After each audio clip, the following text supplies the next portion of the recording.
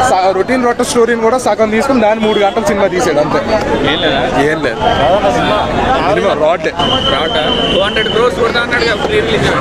400 రూపాయలు ఇచ్చినందుకు నేను ఏడుస్తున్నాను.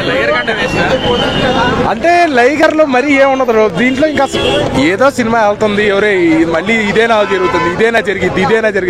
నీకు స్టోరీ నీకు స్టార్టింగ్లోనే అర్థమైపోతుంది. నువ్వు ఫస్ట్ పావు గంట నీకు ఏమైపోతుందో అర్థమైపోతుంది. అంతమించి ఏం లేదు.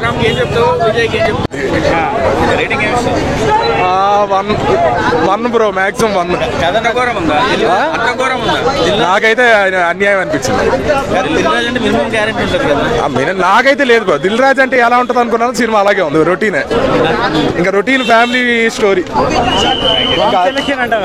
రాంగ్.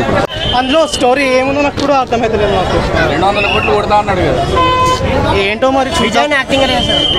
విజయ్ అన్న was good only as always. I respect him. కానీ ఇది ఎందుకు ఒప్పుకున్నా నాకు అర్థమైతలేదు.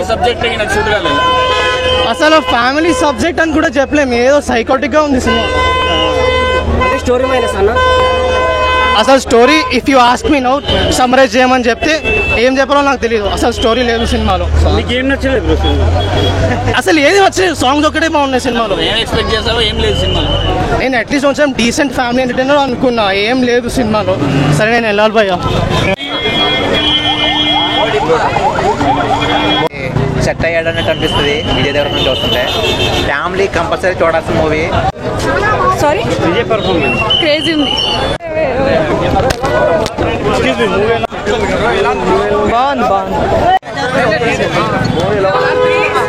బాగుంది అండి. చాలా బాగుంది. నచ్చిందా చెప్పండి.